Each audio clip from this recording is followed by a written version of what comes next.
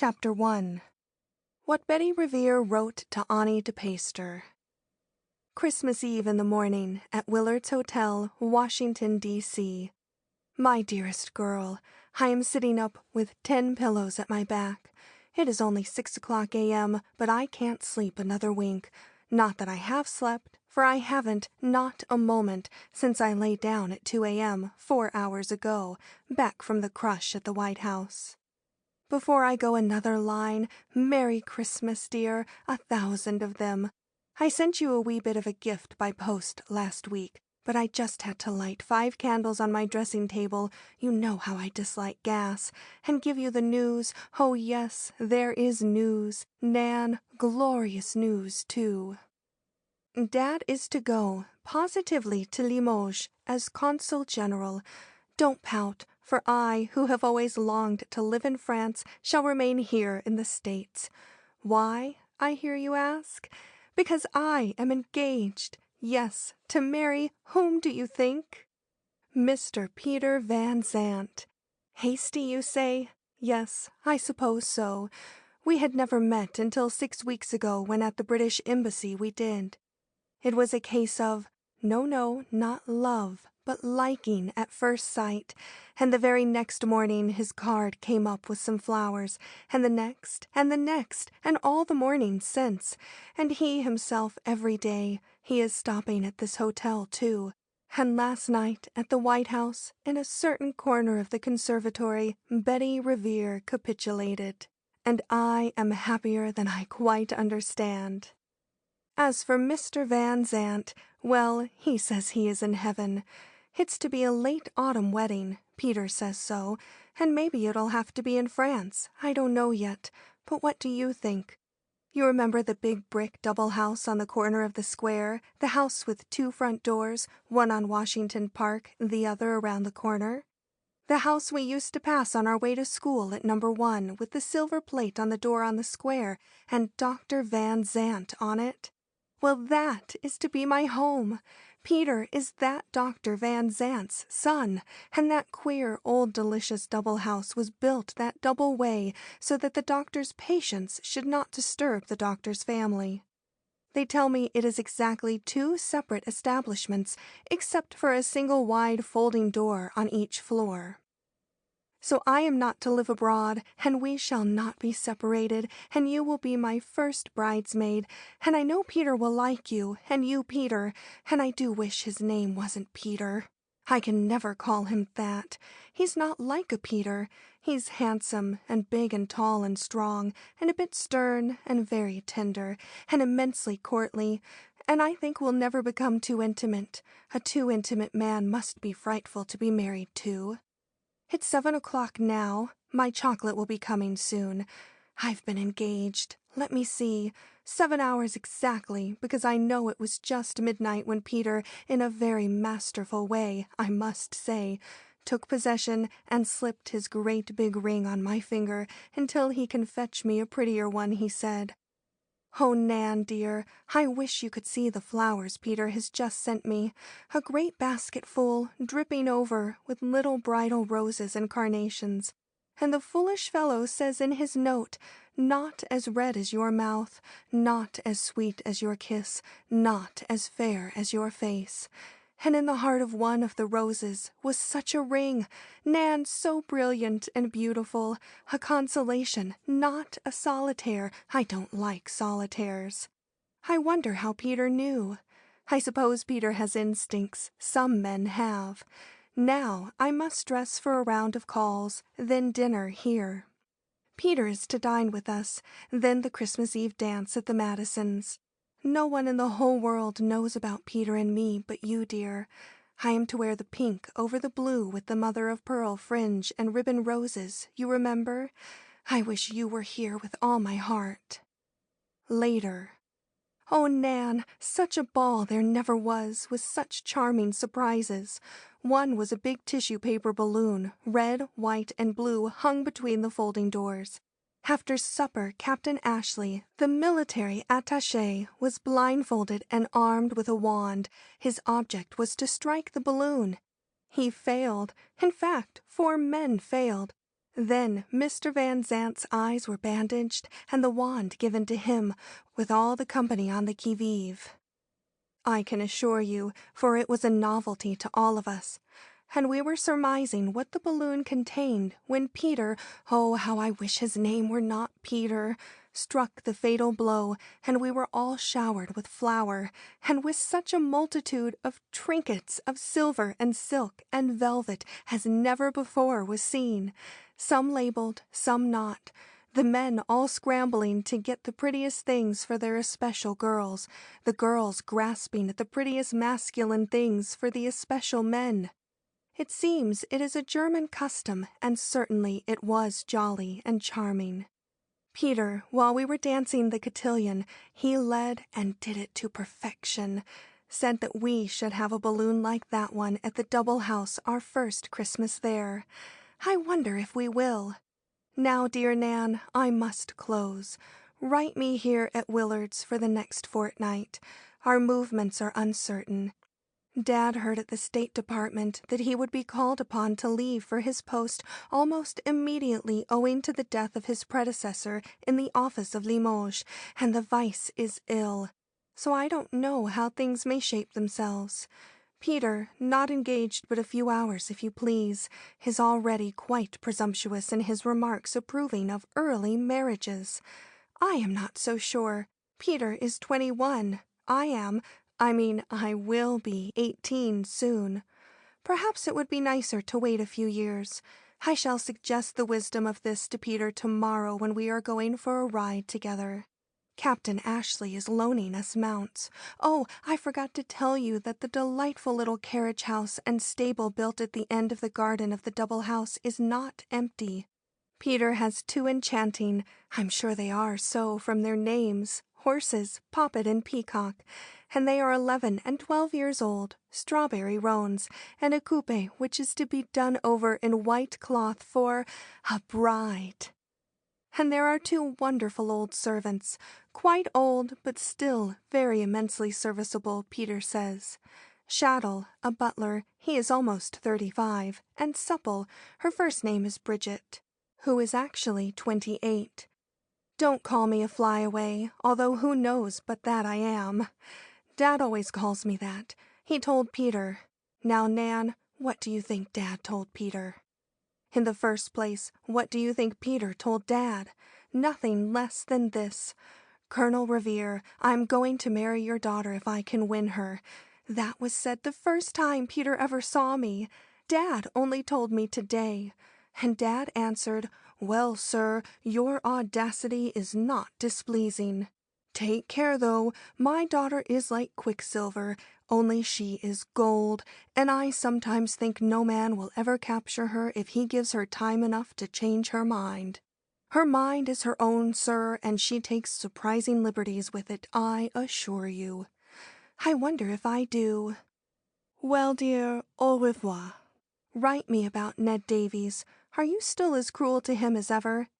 And believe me to be with sweetest thoughts of you at Bloomingdale.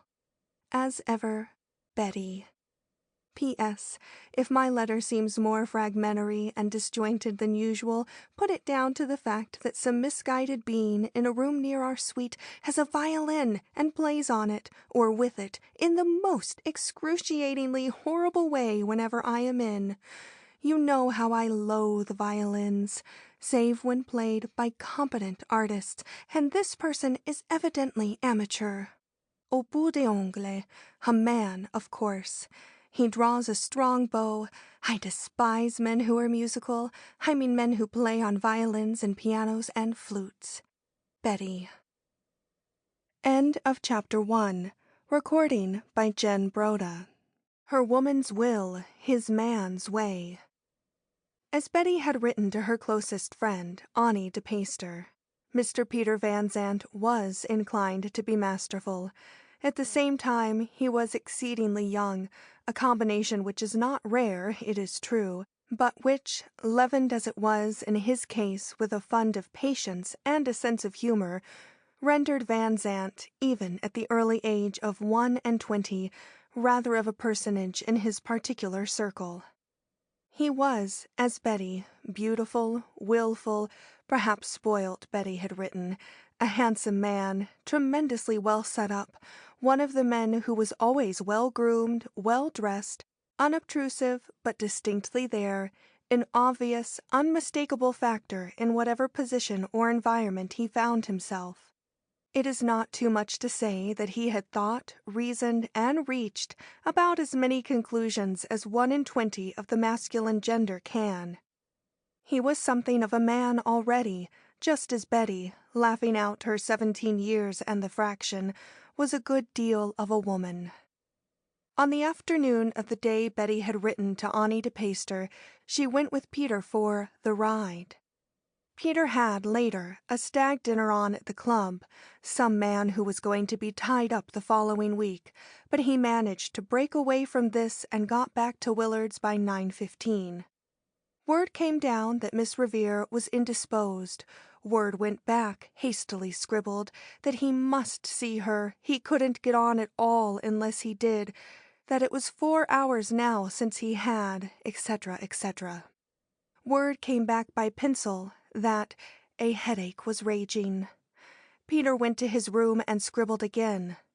"Let me come, I can cure it." He waited a considerable time for the answer. While he waited, he strove to melt time away by playing upon his violin. Certainly Peter Van Zandt was the man with the violin. Then, just as he was in the midst of a very especially fortissimo passage, Betty's reply reached. It ran this way. "I have gotten up and into a frock. My head is splitting. It is all the fault of some wretch who plays the violin in a room below us, or above, or nearby. At least he thinks he plays, but the noise is frightful. I wish I could murder him. You can come in 3 minutes. Daddy is writing letters in his room. I am in the parlor. Betty." When Peter had read the note, he smiled, laid the violin on the dressing table, and in less than 1 minute was in the parlor with Betty. "He has stopped!" she exclaimed with a delicious little pout as she contrived not to have Mr. Van Zandt kiss her. "Who has stopped, dear?" "The violin man. Did you didn't really stop him?" With very wide, almost frightened eyes. "Yes, I stopped him." "Oh, how did you do it? Was he angry? Is he young or old? What did he say?" "He wasn't angry. He is young. I didn't say anything." "Peter!" "I simply took the violin and laid it away from him." "But didn't he want to thrash you?" "No." "But it must have been an insult." "Not exactly." Peter laughed. "How's the headache, little sweetheart?" "It's better. Let me smooth it. There, so. Perhaps I inherit some of my father's curative power." "Who is the violin man, Peter?" Betty always pronounced the name with hesitation and reserves of disappointing taste. "Oh, he's not a bad chap." "A friend of yours?" "Not an enemy, I trust." "You must know him quite well to have ventured to go into his room and take his violin from him." Miss Betty's tone was indicative of a lively interest and an uncurbed curiosity. "Pretty well." "Tell me his name, please." "Oh, dear girl, how can I? Why should I? This man has incurred your displeasure, caused you pain, distress." His warm lips were on her forehead. "Why should I give up his identity to you?" "Why not?" The eternal feminine wished to know at any hazard, and to her there seemed none at all. "Because, dear, you are likely to meet him some day, and won't it be agreeable not to know, until he himself wishes to tell you, whose violin it was that distressed you?" Betty sighed with a contentment born of a line of reasoning that was not without its seductions and its implications of her own supremacy. "I suppose so. Will I like him?" she asked, wide-eyed, and after a pause. "I hope so." "You will not be jealous of him, then?" with no attempt to conceal the suspicious note. "No, I think not." "Don't you know?" "Not exactly. I might be jealous of even him." Betty breathed more freely. "Do you like the violin yourself, Peter?" "Rather a favorite instrument of mine." "Yes, to be sure, when well played." "Yes, Betty, darling." "Well?" "Can't you let go the violin, dear, and just think of me?" "No, Peter, I can't. And I hate to have your name Peter. I do indeed. It doesn't match with you." "What would match with me?" He looked deeply, indulgently, fondly into the lovely face. Then Betty laughed and hid her eyes and murmured, "Just I." And there was the laughter of love between them. "And now you'll forget the violin man, won't you, sweetheart?" he asked. She shook her head doubtfully. "I'm not so sure. You see, you say I'm likely to meet him, being such a friend of yours. And then, will he want to fetch his violin to our house?" finished her lover. "Eh, is that what you want to know, dear?" Betty nodded, looking at him squarely with her wonderfully blue eyes. "Yes," Peter Van Zandt answered. "The violin man will want to fetch his violin to our house." His kiss was upon her red lips. "And he will want to play for you." "I couldn't stand it. I hate musical men. I mean men who play on musical instruments. They're always very effeminate." Betty rose. "Are they?" Peter Van Zandt instinctively glanced at his own hands, which was as powerful as a stone-cutter's sledgehammer for all its whiteness of flesh and pinkness of nail. "Yes, I am sure of it. Peter, if you were a musician of any sort or kind, I'd send you flying. I certainly would. It would spoil all the rest of you." "Would it?" Peter had risen too, of course, and had his arm around his little love. "Ah, no, my own. If you loved me, and if I were musical, you would still love me. Is it not so?" Betty withdrew, her black brows contracted. Her starry eyes were dimmed almost as if with tears. "No, it's not so, Peter, at all. I may be queer and silly, but after all—" Then she laughed for all the world, as April might laugh at January, and clapped her hands, and then laid them softly upon Peter's shoulder and took a deep breath, adding, "You're not a musical man, and so why should we disturb ourselves about your friend of the violin?" He prisoned her face between his palms. He prisoned her glance in his. "And would you really cast me off, well, say, if I were the violin man?" Betty, with bewitching smiles and gay little curves and flutes of mirth, nodded her imprisoned head and said, "Yes, I would." Again he kissed her, halted, made to speak out, held his peace, and laughed with those reservations of prophecy which even very young men allow themselves in connection with the girl they love. End of Chapter 2. When the bride came home. Betty Revere and Peter Van Zandt were married at Grace Church. It was admitted to have been the most beautiful wedding New York then had ever seen, with the most beautiful bride and the most gallant and proud bridegroom. Annie DePaster was maid of honor. There were 11 bridesmaids and 22 ushers. The company overflowed to the sidewalk, and the music was from the organ and an orchestra. And such music! No wedding marches, no voices breathing over Eden. Instead, waltzes, the gayest of the gay, all the tunes that were liked best in those far-off days. Il Bacio, Una Pomolita, and the rest. Betty was of a mind to go off, tripping to the measures her small feet loved the best, and it was noted that she fairly danced up the aisle and certainly down it, although keeping well in step with Peter's steady tread. Why did she have 22 ushers and only 11 maids? "Because," laughed the bride, "every girl should have 2 cavaliers so that not either one of them might be too happy, and so that she might choose and not be forced into boredom." Colonel Revere gave his daughter in marriage, sailing the next day for his post in France. When the merriment was at its highest, when the music was the sweetest, Peter and his wife stole down the rear staircase of the old St. Nicholas Hotel, where Betty and her father had been stopping, she wrapped in an army cloak, and into a coach and off for Boston and Niagara before one grain of rice or a single slipper had been thrown at them. By and by, through a little hole in the walls of the Garden of Paradise, these two slipped back, into the double house on the corner of Washington Square, Peter darting up the stairs and unlocking the door himself, then down again to catch her up and carry her in his arms up and into her own house. "Welcome home, sweet wife of my soul."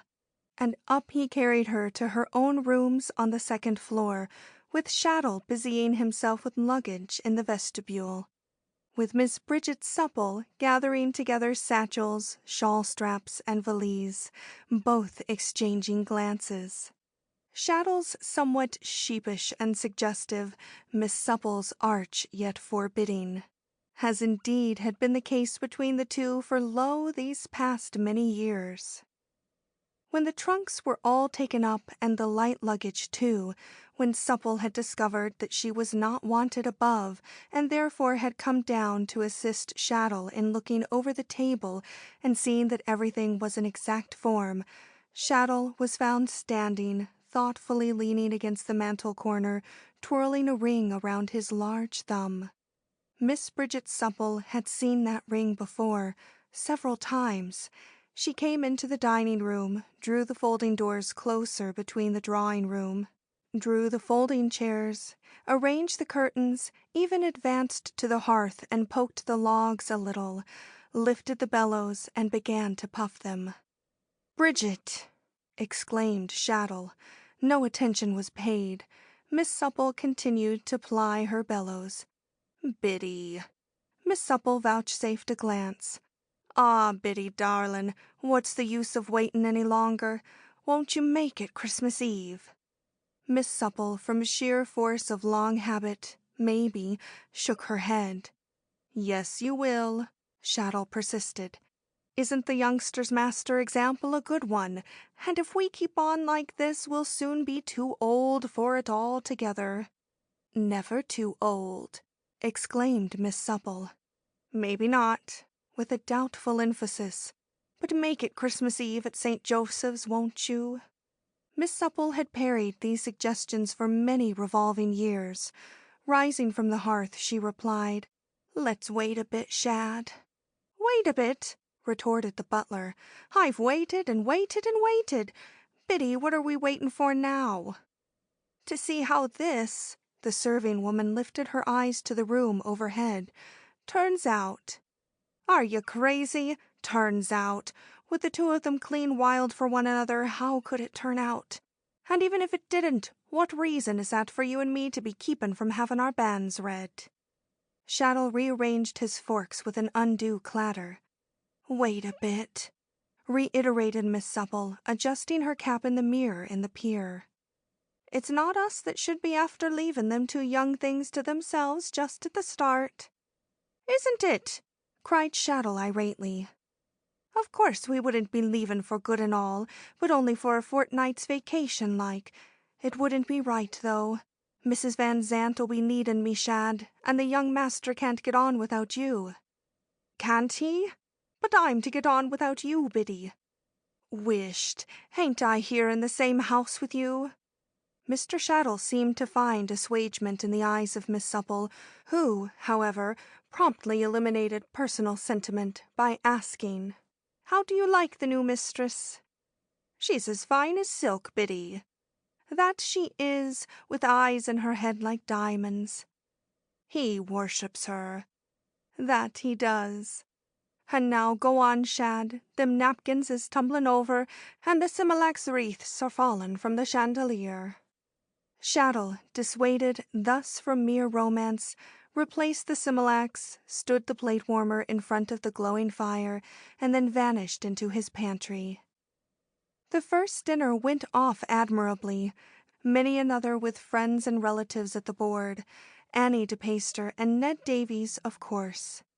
Fast following days when Peter went down to his law office in Nassau Street, when Betty, under Biddy's cheerful guidance, got inklings of the housekeeping she knew nothing at all of. Little surprises for Peter when he came home toward 5 o'clock, little bits of wifely comfortings as to warm slippers, housecoats laid out, and brushes at hand. Sometimes the coupe and Poppet and Peacock prancing in their new harness down Broadway to Nassau to fetch Peter home. Sometimes to carry him downtown in the morning. Evenings at the opera, the theater, quieter times at home in the library, or rather in each library by turns, for there were two, of course. It was an actual double house over which Mrs. Van Zandt was called upon to preside. On each floor, merely the big archway connecting the two quite separate establishments, and no communication at all in the garrets. Peter had, when refurnishing the double house completely for his bride, there were doors? To be sure, solid mahogany, inches thick, polished as glass, now flung wide with curtains looped aside to frame them. Peter had taken the 3 keys, tied them together, and carried them up to the garret of the half of the house farthest from the square. He hung them on a peg and said, "We will never want them, but let them alone just for the sake of the governor who's gone on." So it was.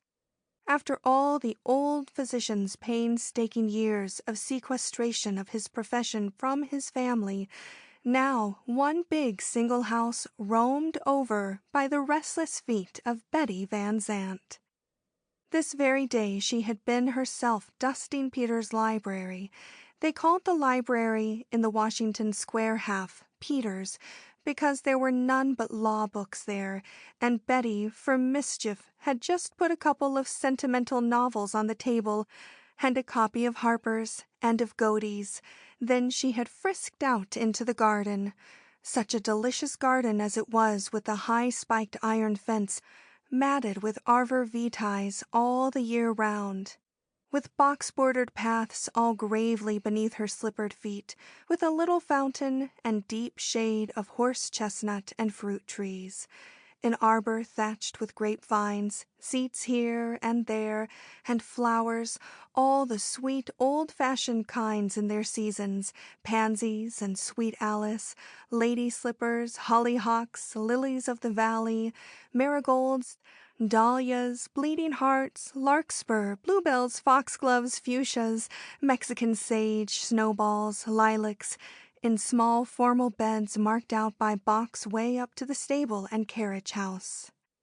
Betty had put on one of her prettiest frocks, a black silk skirt and an overgown that I think they call a Dolly Varden. A panniered, ruffled, fichued bit of daintiness with bunches of posies, pink and green and violet on a creamy ground. Betty's hair in a wonderful waterfall, with a beaded net confining somewhat its exuberant tendency to curl all over her pretty head, had then frisked out into her garden to gather a posy for the table. They were to dine alone that evening, just Betty and Peter. They had been married exactly 3 months, and Peter had said in a lordly way that he hoped no one would stop in around 6:30. A man wanted his wife to himself sometimes, etc., etc., at all of which Mistress Betty had laughed joyously. Had there been such a thing in those days as a telephone, she would promptly have put it into commission and had guests to tease her husband with.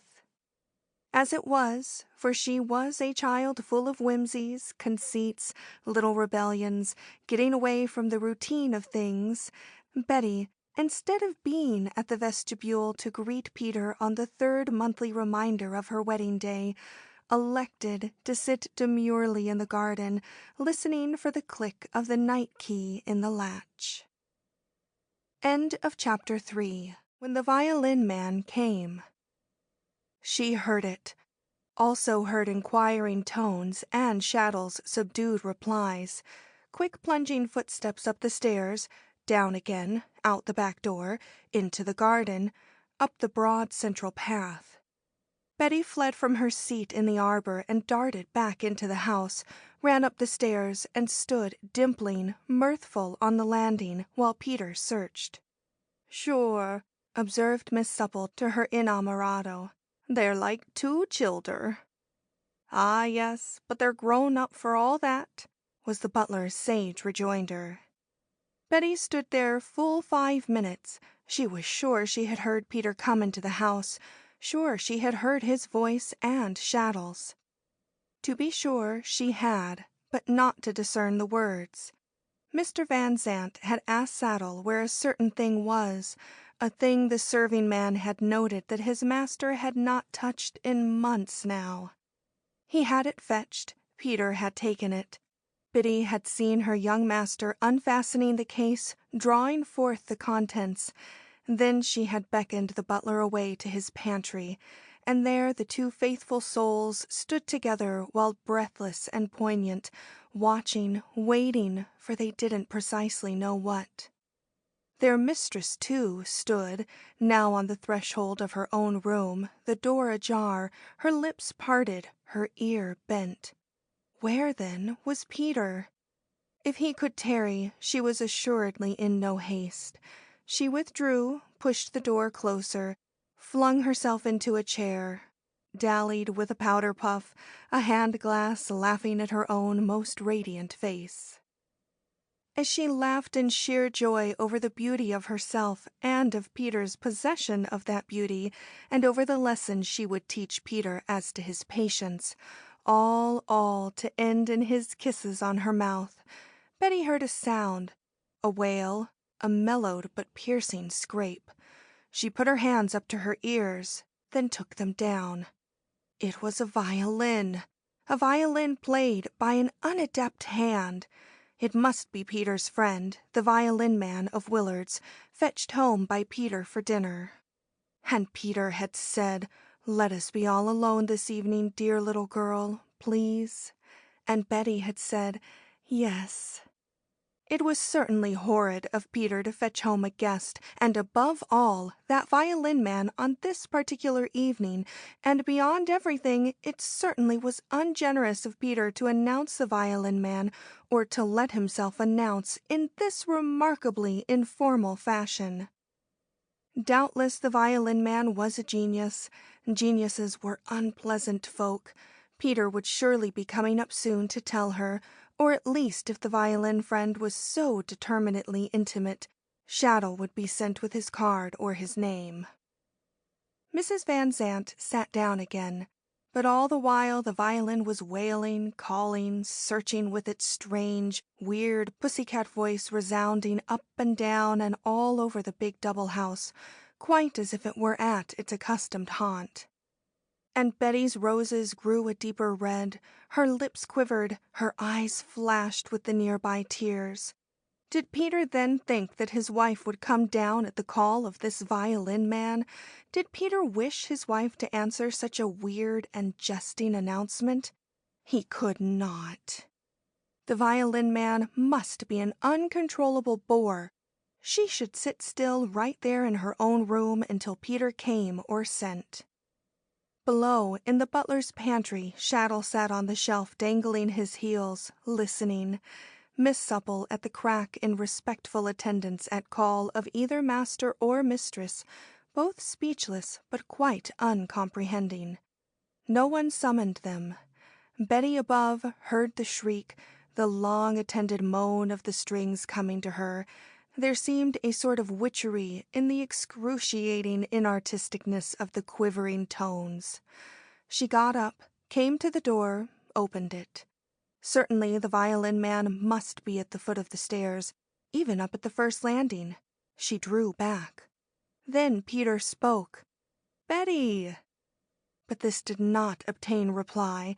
Mistress Betty was of no mind to be summoned thus informally, while the violin man went patiently on with his bow. "Darling!"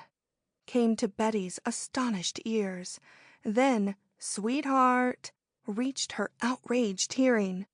Then Peter laughed, his mirth seeming to chime in queerly with a wild distant strain from the violin.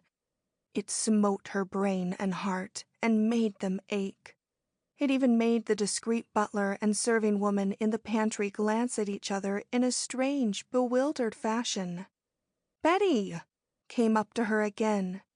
She tiptoed out of her room to the railing. She looked down the square well of the staircase and saw her husband standing alone in the hall, holding a violin under his chin, drawing the bow with that peculiar caressing emphasis which is more especially the manifestation of the person who wants to play the violin and can't. Her big eyes dilated, her slim figure quivered, her lips and cheeks were as white as her teeth. With her two little hands, she gripped the railing and looked over, down at her husband below. Van Zandt glanced up eager, expecting, waiting for her. "Peter?" she ejaculated in a curious, hushed voice. "Yes, love girl, it's I." He played on. "I see you." Then he looked up at her face again, seeing the bloom of it no longer there. But he played on, little strangling attempts, wheedling the strings into what he perhaps fancied was a melody. "Come down," he said buoyantly. Betty came down obediently, her hand upon the rail for steadying perhaps. Then, not relinquishing his violin, he put out his arm to enclose her with it. Betty held aloof, unresponsive. "Were you the violin man of Willard's yourself?" she asked in a thin, small voice, brittle as Dresden china, with a little break of heart in every syllable it muttered. "Yes," Peter laughed again, full of youth, masculinity, possession, and radiating his lack of knowledge of womankind as brilliantly as man ever did. "You are jesting, Peter." Her sweet eyes quickly sought the guest, hither yon, in the shadows of the long hallway, her sweet breath fluttering with ecstasy at the thought that her husband was but masquerading, that the real violin man was of course hiding and would come forth to be presented. He did not. There was merely Peter, who played on in a fantastic fashion, meant to be alluring, coaxing, conclusive, expletive of the dominant sex coming into all its own. "Not jesting," the little wife said with a falling inflection. The husband shook his head. "It was absolutely you those days in Washington?" "Yes." "And you never told me the truth?" "No." "Why not?" Slowly and painfully the words were spoken. "Because," he cried out gleefully, "because with your adorable perversity I might have lost you if I had." "But the truth!" she exclaimed with the reverential reproach of a child. "It went by the board, I'm afraid." He laid the violin in the niche in the wall. "Come, little lady, I've not had my kiss." He put out his arms. Betty hung back. "Don't you remember I said I'd have to send you flying if you'd been a musical man?" "Yes, of course I do, and for that reason I never touched my violin from that hour to this. You are safely mine now, dear, and you won't be so foolish as not to want me to amuse myself with my bow a while every day?" Mrs. Van Zandt did not answer. Shaddle coughed discreetly just then as he emerged from the dining room to announce that dinner was served. It was a curious meal, the mistress polite, even amiable, with a sad submission in her speech and manner, the young husband over-gay, yet triumphant. He had ideas of being lord and master in his own house, his own pursuits, his own ways, adoring her none the less, but filled with the pious and perfect theory of a man's superior wisdom and the duty of husbands to see that they were not too easy in even the sweetest of traces. And Betty? It all looked like a wreck to her. The silver, the crystal, the tall old brass candlesticks, the big logs on the hearth, the family portraits, the brilliant posy of a centerpiece, her own furbelows, the clink of the wine-glasses, the soft tread of Shaddle and Supple. To her all these were nothing else than a devastation, But the wreck of wrecks was the overthrow of her own supremacy, that in which he had most minutely taught her to implicitly believe, swept to bits by this violin. So it is. First we play at love, then a little later, maybe, we learn to play with love. Later on, perhaps, love plays with us. And by, if we are not too spent when the most beautiful thing in the world comes our way, that second glorious, conscious conquering youth of power, we become one with love, and it is very well with us. What does this masculine 21 know of the magnificent pulsations of twice his years? What does fair feminine 17 know of the later harvest of splendid fruition that comes to the woman 17 more years her senior? Little indeed. So quite seemingly submissive, full of daintiness and courtesy on the wife's part, quite charming, gentle, a bit nettled, but self-satisfied in his position, and glad all was over with and discovered on the husband's. The dinner was eaten. Shaddle, in the recesses of his pantry, tapped Miss Supple on the shoulder, jerked his thumb toward the dining room, his usually immovable countenance all an interrogation point. Bridget Supple, nodding sagely, said in her emphasis a note of wholesome warning, "That's married life, Mr. Shaddle." End of Chapter 4. Where Betty Went. Betty Van Zandt! Betty Van Zandt! Over and over again, the girl who had only been Betty Van Zandt a little more than 3 months kept repeating her name to herself the night through. It seemed to her that she was hammering the letters out on the plate of a coffin. The ground had been swept from under her feet. The whole structure of her wooing, wedding, and short married life tumbled to pieces as she saw it passing in review before her. She was not distracted or hysterical or swooning. Betty was not of that caliber. She looked it all in the face, in the eyes, and made her determinations, or possibly her determinations made her. She argued and pleaded for him, but it was of no avail. The naked truth remained that he had deceived her. But the violin! Could one be so stupid as to resent so little a thing? But it was the very littleness of it that stung. And to her, with her curiosity, acutely sensitized mentality and fiber, that violin was no little thing after all. It was the biggest thing just then in her world. Could she ever be, or feel, to Peter as she had before she knew? Betty was sure that she could not. Could she live on and on all her life and his, listening to the violin and remembering the tragedy of its deceit? She could not do that. What should she do? Go to Bloomingdale to Annie? Tell Annie?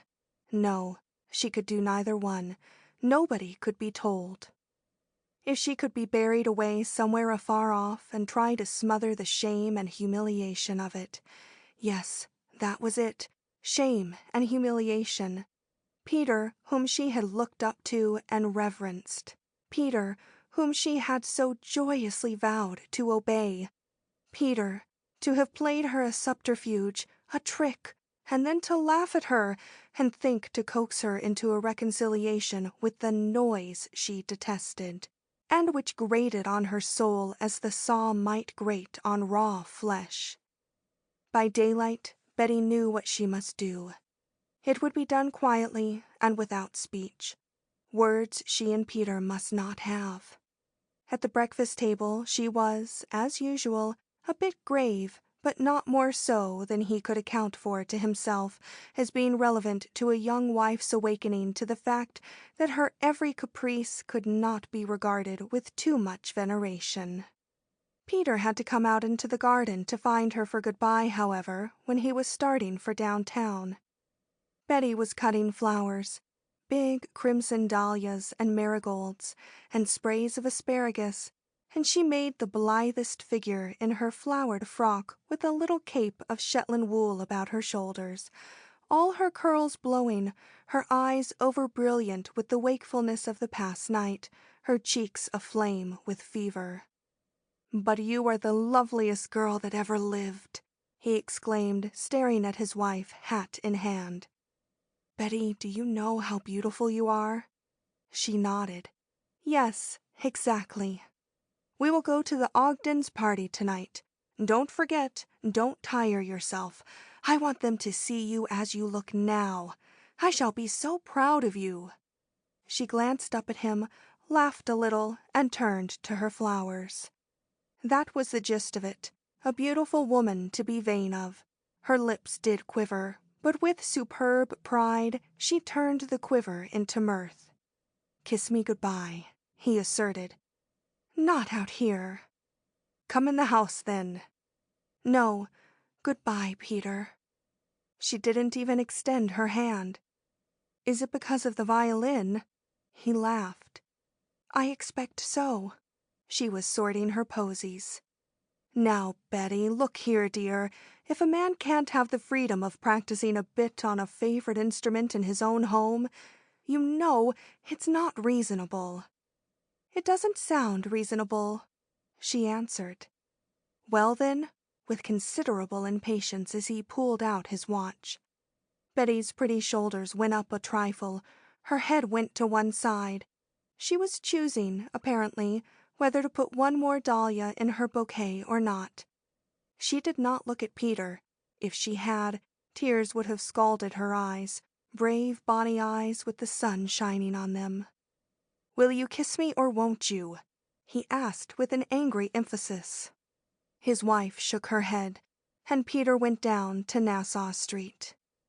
As soon as the front door had closed, Betty sprang to her feet. The flowers fell to the path. She was indoors, and the morning paper in her hand in less time than it occupies to set it down. The shipping list was scanned. The Spain sailed the following day at 6 a.m. for Havre. Passengers must be aboard the night before.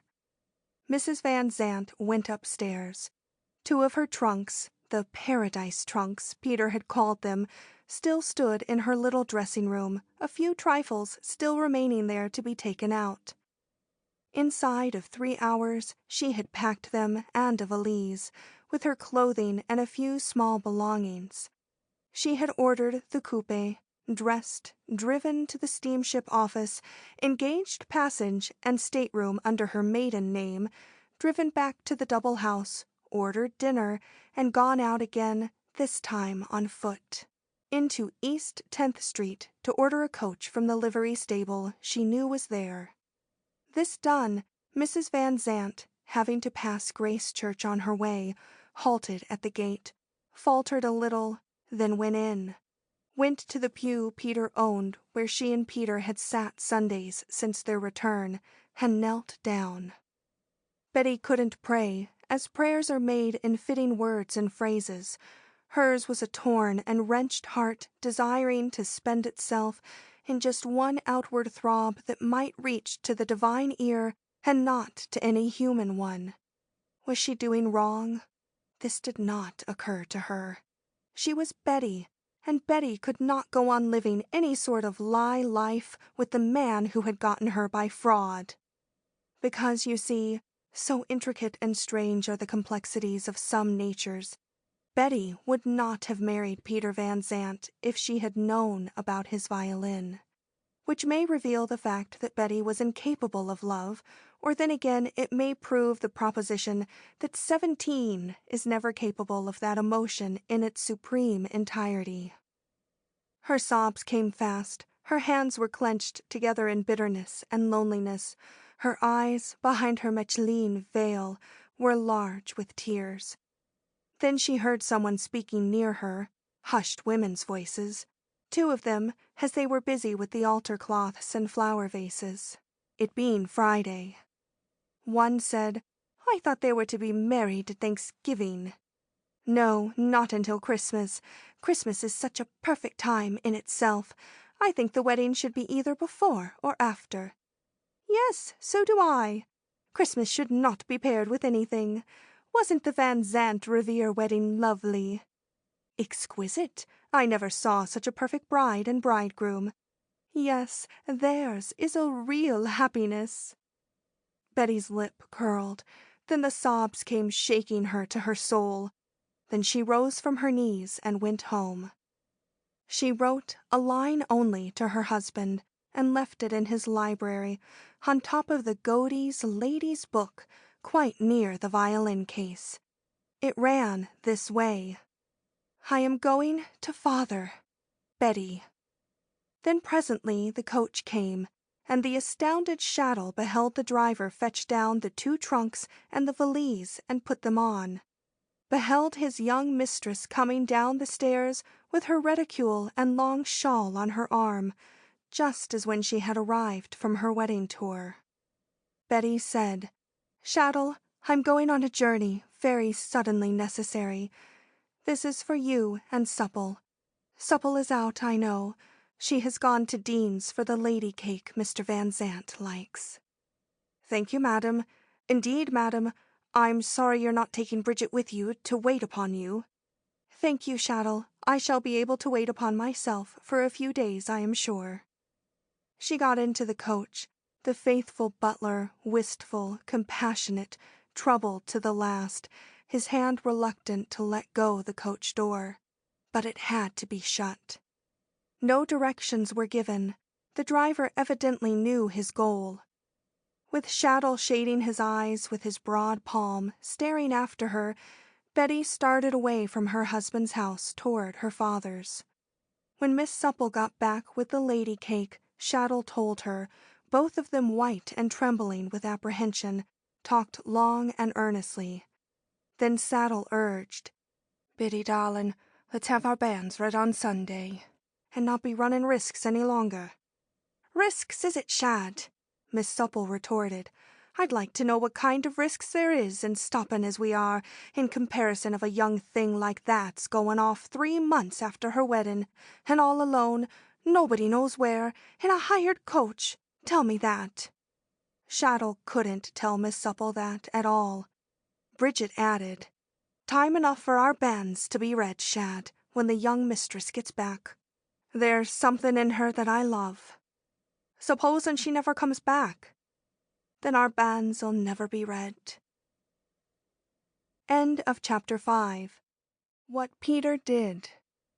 Mr. Van Zandt was late in getting from his office that day.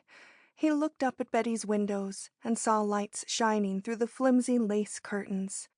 Poor Bridget had turned every jet as high as possible. Shaddle had the biggest log of his store burning on the hearth, and the 2, one hovering to open the door and the other ambushed in the pantry, awaited the master's footsteps. No need for his key. The butler opened wide, and Peter sprang in, expecting his wife's laughter at the threshold. Or did he not expect it?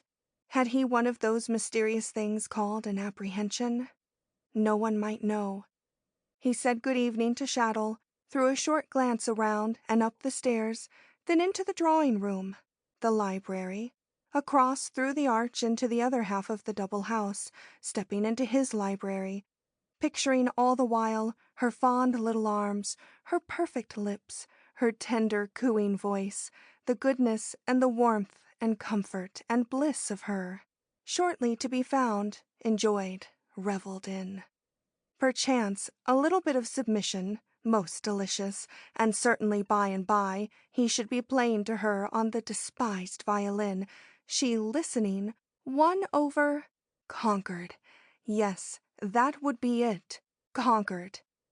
To conquer, to be conquered, exactly what the man and the woman each wants. But the process of achievement must be always adequate, always adjusted in a fashion that masculine 1 and 20 knows nothing at all about. Peter, of course, did not find Betty in the law library. He came slowly back to the other half, the half they mostly lived in, and as slowly mounted the stairs. Betty was not in her room or her dressing room. He did not note the absence of the trunks. Betty was not in his dressing room, nor was she on the floor above. But the enchanting little witch was hiding in the garret, of course. Peter went to the garret.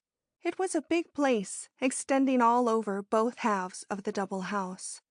The rafters were black and cobwebby, and strung and hung with all manners of garments.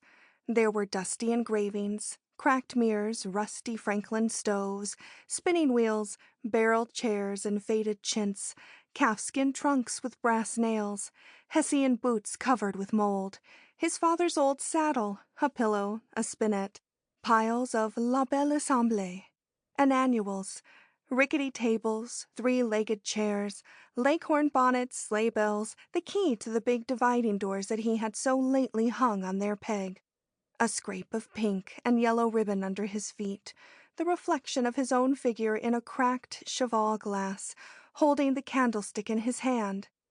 But there was no Betty. Mr. Van Zandt came down to the first floor. No one was yet to be seen. In fact, Shaddle and Miss Supple were wedged in their pantry, palpitating with a great and suppressed excitement, neither one daring to emerge or to offer explanation.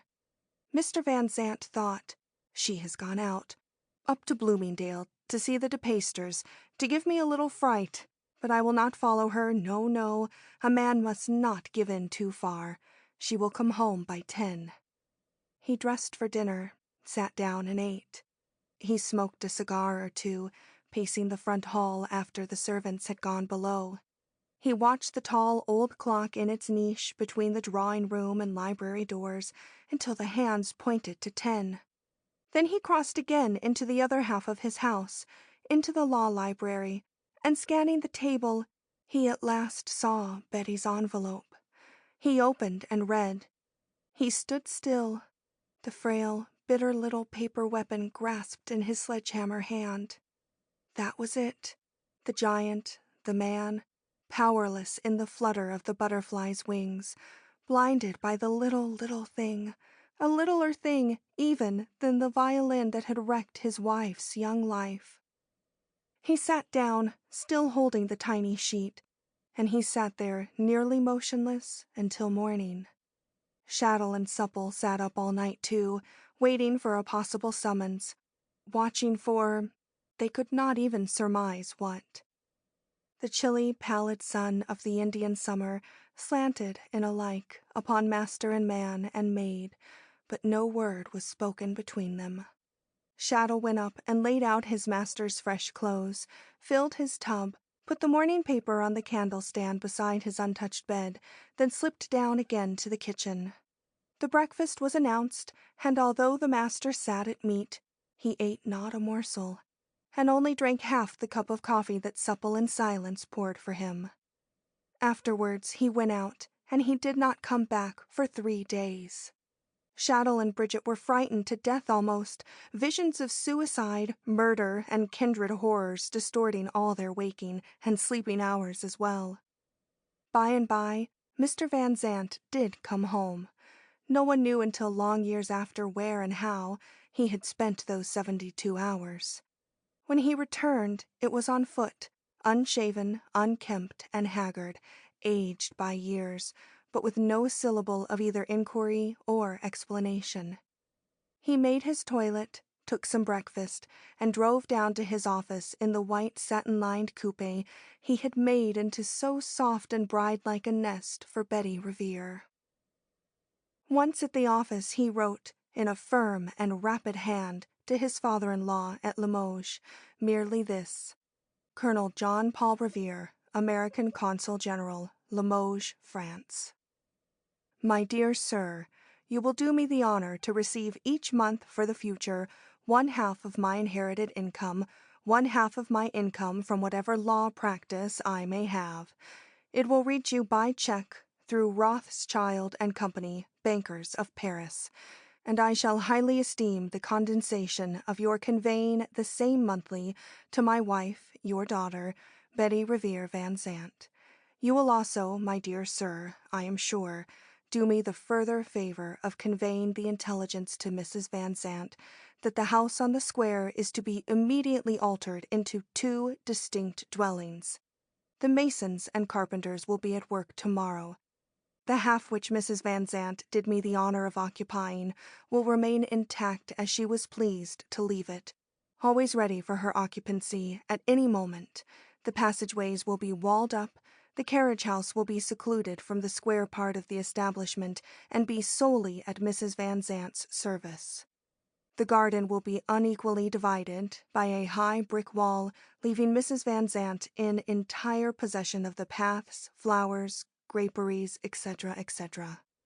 Bridget Supple will live in Mrs. Van Zant's half of the house, and will hold herself in complete readiness at all times to serve her mistress.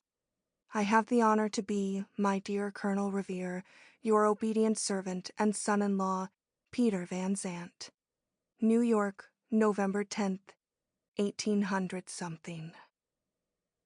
This was mailed and went out by the ship sailing that very day for Havre. All the things that Peter Van Zant had mentioned in his letter to Colonel Revere were promptly done, his orders carried out to the letter. Bridget agreed, more than willingly, to live on in her accustomed quarters. It would not be lonely since the two basement doors in reality opened upon one another. The back doors of both kitchens were alongside of each other. Shaddle was to remain in his place, and Miss Supple was to do the cook for her master, and all the general work of the bachelor quarters that were evidently to be maintained in the Washington Square side of Dr. Van Zant's big house. In a fortnight, the walls, then, were built, the arches filled, the new plaster dried, and papered in the semblance of marble columns like the rest of the halls. Heavy curtains, too, were hung over the archways. And Peter Van Zant, after that, retired to his half of the house, and never again in long, long years put his foot inside his wife's side of the old brick mansion. As soon as the workmen began to be busy, he had gone to the New York hotel and stopped there. When the repairs were finished, it was his order that Shaddle should so report to him. Everything now being finished, Shaddle was polishing his boots in the garden outside of the kitchen window. Bridget was inside rolling out pastry. She opened her sash, for the kitchen was hot. "Shad?" "Yes, Biddy." "Do you think if the master finds it out, he'll be after killing us?" "Sure, don't be silly. What have we got to do with it?" "Oh, haven't we, though?" "We can't know if you don't tell him." "Then maybe he'd blame the boss builder and call him in and make him do it, and we'd get sent away for interfering." "No." Shaddle shook his head. "The young master'll never find it out. He'll never look behind them curtains, I know." "It was bold of us, anyhow." "It was yourself, Biddy, with your big heart as thought of leaving the first-floor arch as it was. It was yourself that wheeled the boss builder. It was yourself that confessed it to Father O'Shaughnessy and got absolution for meddling with your superiors." "So it was." Bridget left the pastry board and sat down and cried tempestuously. "Sure, it was me myself that did all that, thinking all the time that when the young creature comes back, how sad she'd be to find the road to him blocked up like that." "Ah, don't be crying, Biddy. You're in the right of it always. Sure, I'm thinking the day'll soon come when the young master'll be glad enough that there's one door leading to the mistress's part of the old house that ain't barred agin him, except by the turning of a key in the lock." "She'll come home. She must. Ah, she must come home to him," wailed Miss Supple, "and him the light of her eyes and her the apple of his." "Biddy." Shaddle dropped his blacking brush hastily and thrust a hand through the wide iron bars of the kitchen window, seizing Bridget's floury fingers. "Say, mayn't I go beyond and tell Father O'Shaughnessy to read our banns next week?" Shaddle had, he thought, caught his Dulcinea in a melting mood. But Bridget cast a deeply reproachful glance through her bars, jerked her hand back to its rolling pin, and answered, "Sure, men has no hearts at all, at all. Shad, I'll not have no banns read, as I told you, until the mistress comes home." "Then the Lord help us," responded the butler. "May she come in the next ship." "She won't do that same, but she'll come," was Miss Supple's not altogether comforting rejoinder. Mr. Van Zant left the hotel that evening immediately after Shaddle's visit.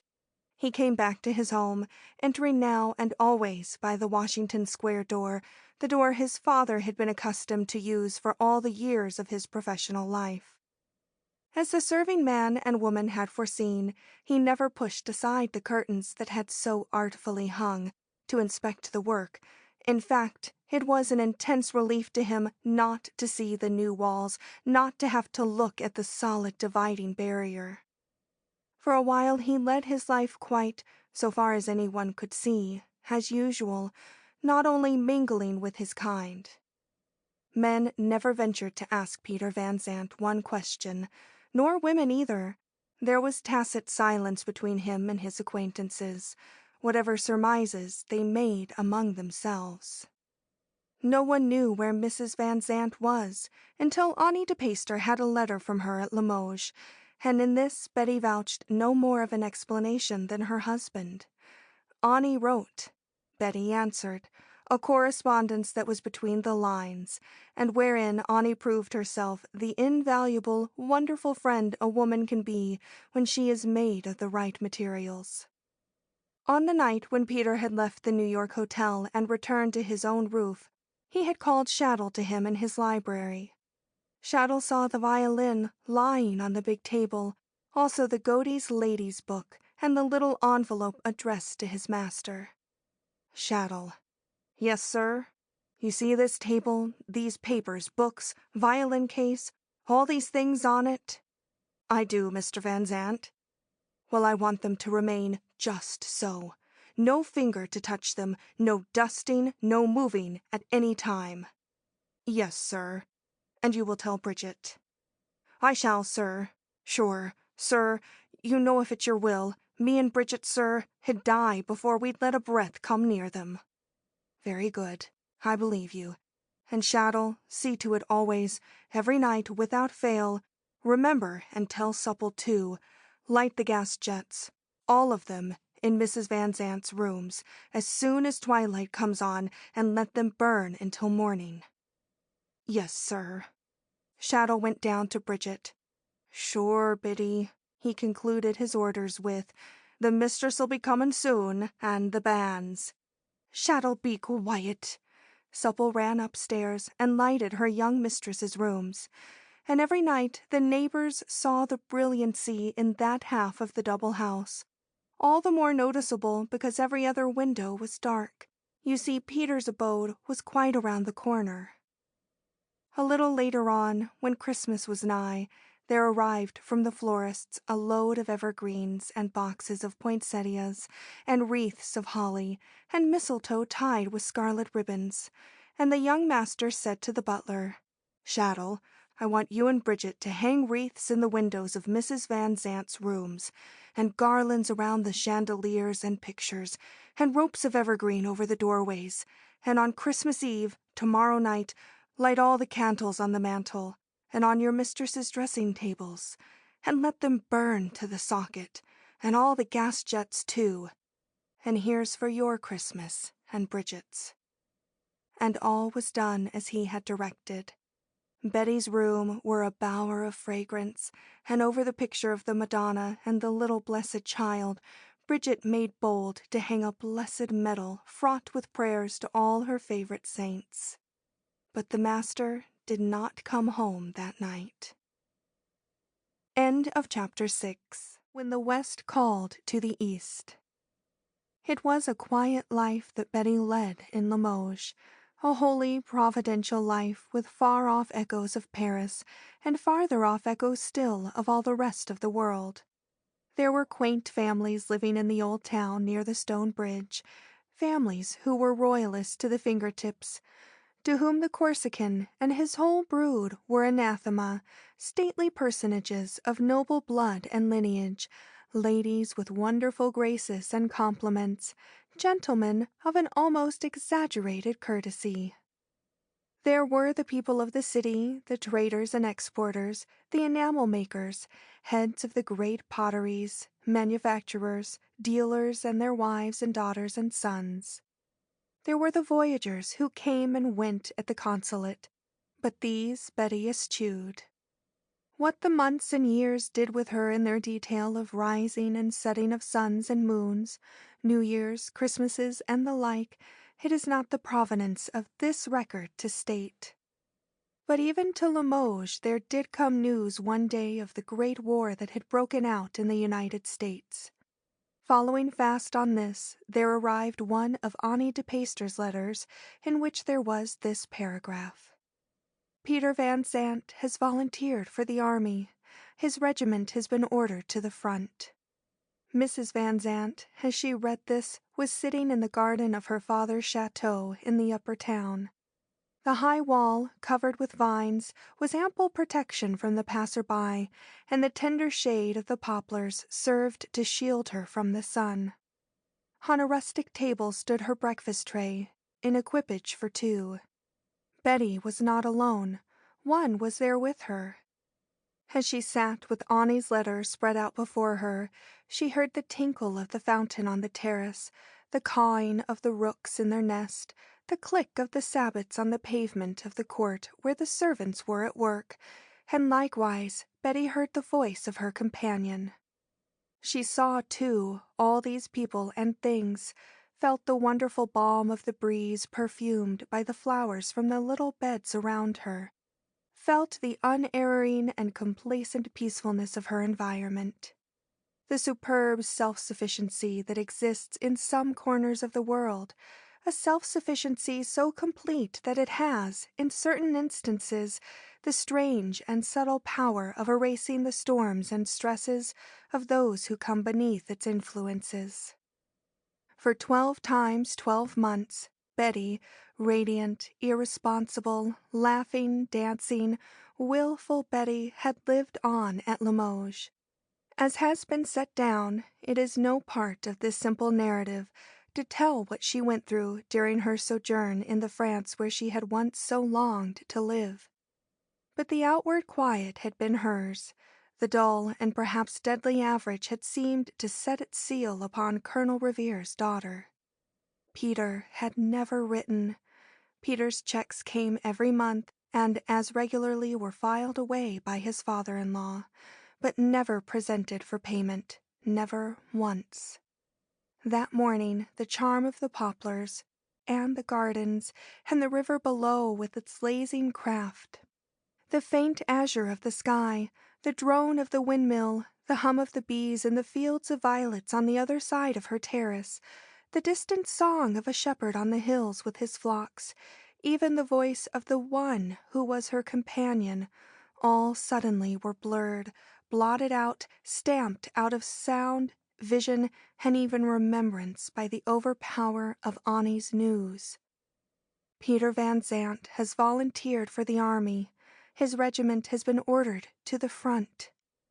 She got up from her seat, threw her thimble, scissors, the garment she was making, to the table, walked to the little gate in the wall, opened it, and stepped forth to the road. Shading her eyes with her hand, she looked to the west. Yes, to the west where her husband was. Husband? Well, yes, certainly. And across from the west there seemed to Betty, out of the immeasurable blue, to stretch toward her soul a yearning cry. It was not a sob, not inarticulated coherence. A strange something that made to say, "Come," as nearly as she could define it herself. Then, as her arms, her soul, her mind answered this, the gate behind her was pushed open wider, and the one who was her companion came through, and with tender words lured Betty back into the safety of the gardens and into a semblance of the inertness of the days before Annie's letter had arrived, which lasted for a long, long time. It was near the close of the war in America when another of Annie's letters came. To be sure, there had been scores between them, but no mention of Peter Van Zandt in any one of these, until now Annie spoke. Perhaps you will have seen by the papers, dear, if indeed they reach you, that Peter Van Zandt was taken prisoner by the rebels. He was in Libby for months, if not for a year. but has recently been exchanged, with health so impaired by the prison that a fever of some sort has set in, and he lies in Washington City now in a hospital. Whether in danger or not, I don't find out. It was winter when this letter of Ani's came. It was Christmas Eve, and the town was resounding with music and bells and jollity. Betty sat before the porcelain stove. The one who was with her sat very near on a velvet stool at her feet. Outside the chateau could be heard the Christmas hymns being sung in preparation by the serving people. It was intensely cold. The plains were covered with the exquisite tracery of the frost, even in the very teeth of the piled-up stoves at either end of the long saloon. But to Betty it was burning. Her veins seemed filled with fire. The languid December sun slanted in with its calm, yellow streaks on the polished floor. She threw down the embroidered band she was working on and walked to the window at the west. Ah, yes, the west. She opened the casements, both inner and outer, and the blast blew in, scattering her reels and skeins over the floor. To be sure, her companion picked them up.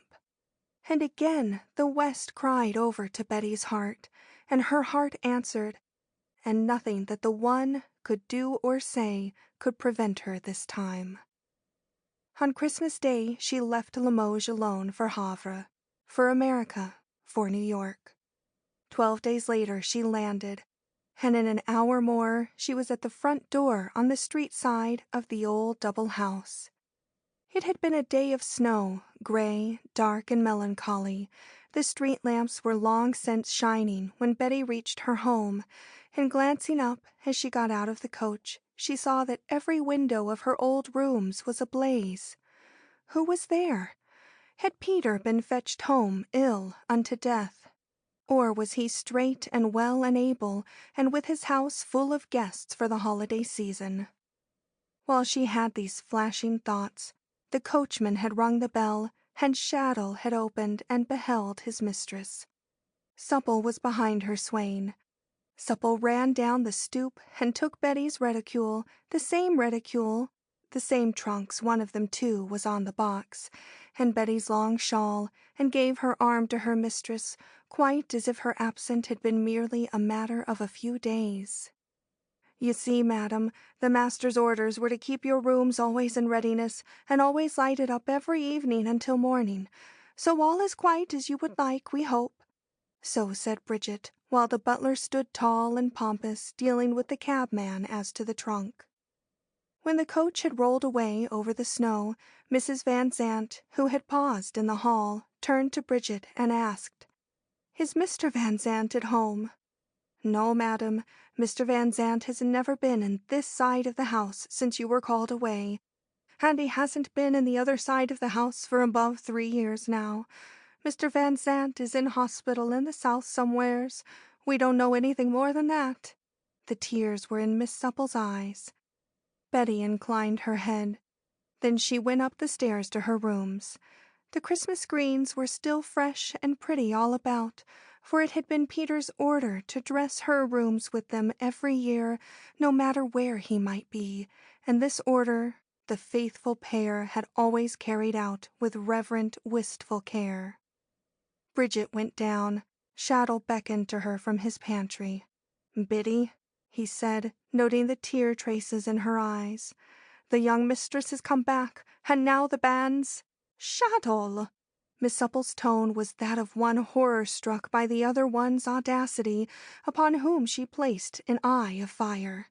"The mistress is here, but where's our young master?" And Shaddle, of course, beat a retreat. Shaddle seemed to himself to be always beating retreats before the object of his affections. Years made no odds for him. Bridget, obdurate as the unappeased gods, would listen to no nuptial overtures, and generally concluded these amatory colloquies by leaving the butler much of the opinion that he was an unnatural wretch to think of marrying under the conditions existing in his master's family. Betty had been home for 8 days before she let Ani de Peyster know of her arrival. In those 8 days, there was no word gotten by her of Peter Van Zandt's well or ill fare. It was just to wait and wait. Would he come? Was he dying? Had he forgotten her? Was there some other, fairer, sweeter woman whom his heart now rested in? Why not? Then, when she sent Annie a note by Shaddle, Annie came at once. She had news of Peter. Of course Betty had it, too. No. Well, Ned Davies had gotten back from Washington the night before. He had seen Peter, if you please, none the worse for his Libby imprisonment, none the worse of his fever and hospital, quite splendidly well and usual, stopping at Willard's and asking Ned how soon he and Annie were going to be tied up. Betty listened, said not a word, and turned the talk wholly towards the patience of Ned Davies and the charms of life in a quaint French town like Limoges. "And when do you go back, dear, or don't you go back at all?" Annie had asked gently of her friend. "On Saturday," Betty replied. "And when you and Ned are married, you must make the wedding journey over the sea to me, will you?" Annie promised quizzically. She had been putting off that wedding of hers so long that it looked to her now like an agreeable Inus Fatus, or a delightful jest, although to be sure Ned Davies had always to be counted with, and sometimes he did allow himself a restiveness incompatible with Annie's holding out many more years. So Mrs. Van Zandt sailed away again on the Saturday. She had left the house on the square for the ship at noon. The sailing was scheduled for 1 o'clock. At 9 that evening, Mr. Van Zandt arrived from Washington.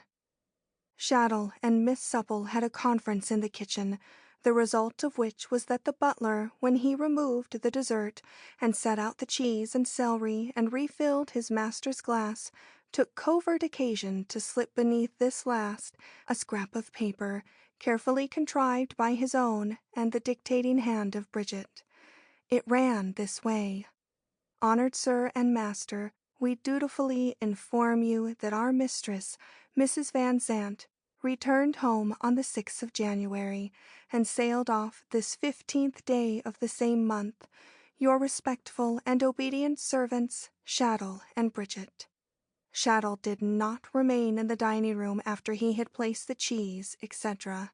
He, in fact, got away to his pantry, down his little corkscrew back stairs, and into the kitchen as quickly as he could, where Bridget awaited him.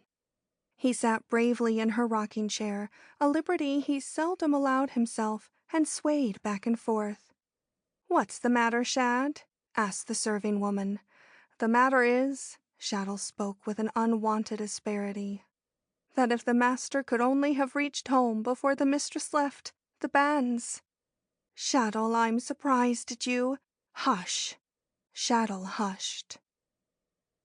End of chapter 7. Betty's carte de visite.